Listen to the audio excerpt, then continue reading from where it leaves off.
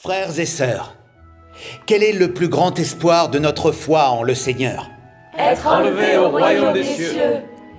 En effet, rencontrer le Seigneur, être enlevé au royaume des cieux, recevoir la promesse et la bénédiction de Dieu. Oui, C'est bien ça. Oui. Aujourd'hui, nos souhaits ont enfin été exaucés. Le Seigneur Jésus, que nous attendions depuis tant d'années, est déjà revenu. Il est revenu en tant que Dieu Tout-Puissant incarné. Amen. Il est apparu et il a parlé en Chine pour accomplir l'œuvre du jugement de Dieu dans les derniers jours, en commençant par la maison de Dieu, pour purifier et transformer entièrement l'homme, et ensuite le conduire dans le royaume du Christ. Amen.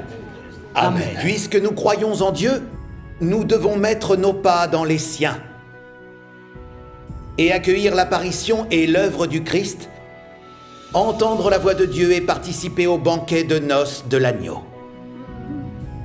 C'est ainsi qu'on est enlevé dans le royaume des cieux. Amen.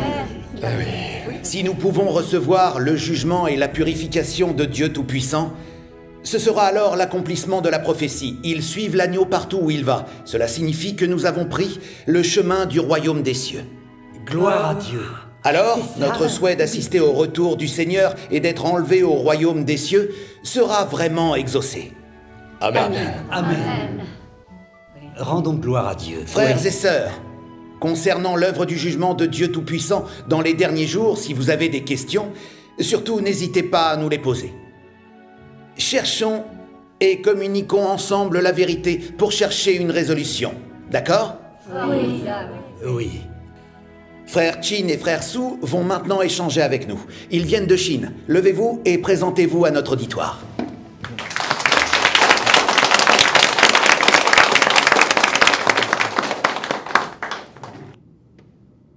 Vous témoignez que le Seigneur Jésus est revenu, qu'il est apparu et qu'il a œuvré en Chine. Je pense que c'est vrai, car c'est ce qu'il a prophétisé dans la Bible. Car comme l'éclair part de l'Orient et se montre jusqu'en Occident, ainsi sera l'avènement du Fils de l'homme. Mais nous pensons que le Seigneur reviendra dans les derniers jours pour nous emmener au royaume des cieux. Ou, du moins, qu'il doit nous élever vers les nuées pour qu'on le rencontre dans les airs. Comme Paul l'a dit dans la Bible, ensuite, nous les vivants qui serons restés, nous serons tous ensemble enlevés avec eux sur des nuées, à la rencontre du Seigneur dans les airs. Et ainsi, nous serons toujours avec le Seigneur. Mais pourquoi le Seigneur n'est-il pas venu, comme cela l'a été annoncé dans la Bible? Ça ne correspond vraiment pas aux idées que nous nous sommes faites, ni à ce que nous avons imaginé. C'est vrai. Qu'est-ce que l'œuvre du jugement de Dieu Tout-Puissant dans les derniers jours a à voir avec le fait que nous soyons enlevés au royaume des cieux? C'est une chose que je ne comprends pas. Dites-nous ce que vous en pensez. Oui, dites-le-nous, oui. Bien. Vous avez raison de vous référer aux prophéties de la Bible pour étudier l'œuvre de Dieu Tout-Puissant. Beaucoup de gens croient que lorsque le Seigneur reviendra, il élèvera les croyants dans les airs pour les rencontrer. Ce que vous dites est uniquement basé sur la parole de Paul et pas sur celle du Seigneur. Nous n'avons aucun moyen de dire si la parole de Paul découlait de l'idée des hommes, ou bien de l'illumination du Saint-Esprit. C'est vrai. C'est ce que le Seigneur Jésus avait dit en annonçant son retour. Pour ce qui est du jour et de l'heure, personne ne le sait. Ni les anges des cieux, ni le Fils, mais le Père seul. Amen. Amen. Amen. Le Seigneur l'a dit très clairement. Quand reviendra-t-il? Personne au monde ne pourra le savoir. À part Dieu, même les anges ne le sauront pas, n'est-ce pas? Oui, c'est juste. C'est juste. D'après votre idée, ceux qui croient au Seigneur seront élevés dans les airs et pourront le rencontrer dans les nuages. Est-ce que c'est fondé sur des paroles de Dieu? Non. Pas du tout. Pas du tout. Si vous vous en tenez à la parole de Paul, plutôt qu'à la parole du Seigneur, tout porte à croire que vous vous trompez lourdement. Paul n'était qu'un homme. il ne représentait pas le Seigneur Jésus. Comment pouvait-il savoir que le Seigneur élèverait ses fidèles dans les nuées quand il reviendrait? Sur quoi était fondée la parole de Paul? De plus, devons-nous attendre le retour du Seigneur conformément aux paroles de Paul? Pourquoi n'accueillons-nous pas le Seigneur conformément à la parole du Seigneur Jésus? C'est ce que le Seigneur Jésus avait dit en annonçant son retour. « Si tu ne veilles pas, je viendrai comme un voleur, et tu ne sauras pas à quelle heure je viendrai sur toi. » Qu'est-ce que cela veut dire?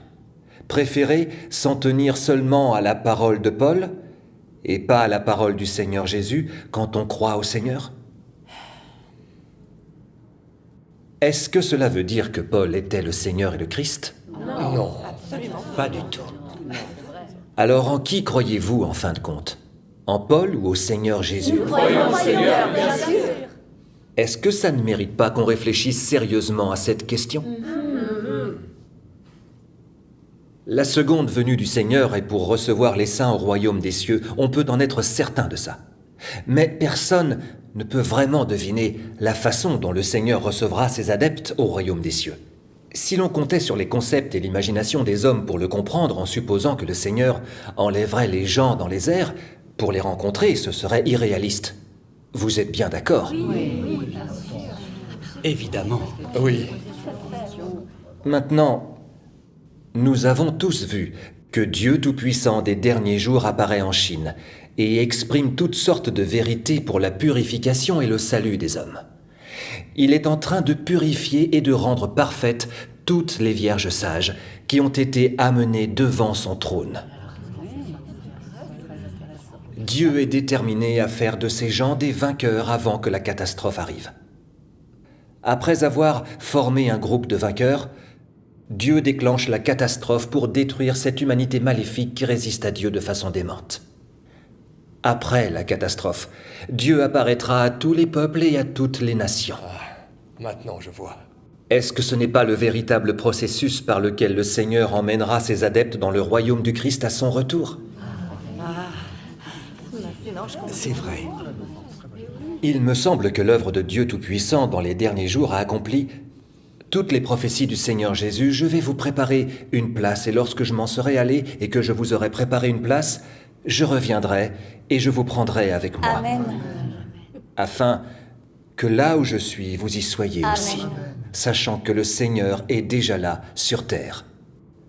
En voulant toujours monter au ciel, vous êtes-vous une seule fois demandé si nous n'allons pas dans la mauvaise direction? C'est bien le cas. Oui, c'est le cas. Frères et sœurs, puisque le Seigneur est venu sur terre, Dieu a aussi prédéterminé que nous soyons nés dans les derniers jours, pour être un jour amenés devant son trône, recevoir son œuvre de jugement dans les derniers jours, être purifiés et rendus parfaits par lui, et enfin entrer dans le royaume du Christ. Amen. Rendons grâce à Dieu. Gloire à Dieu. Oui. Continuons. Quel genre de lieu le Seigneur nous a-t-il préparé?